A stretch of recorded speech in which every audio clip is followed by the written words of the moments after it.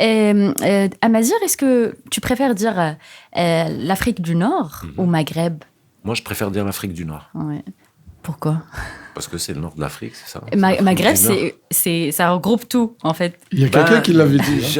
Déjà, Maghreb, ça veut dire l'ouest du monde arabe, puisque Maghreb en opposition au Mashraq.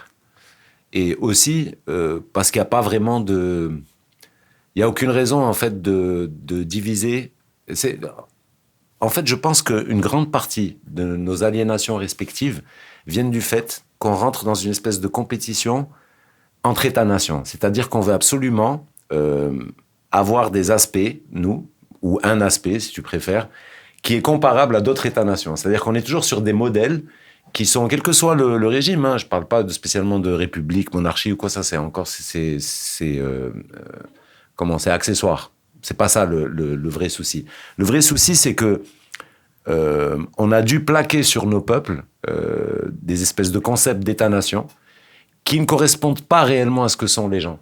Puisque regarde, Nas El Hdada, par exemple. Moi,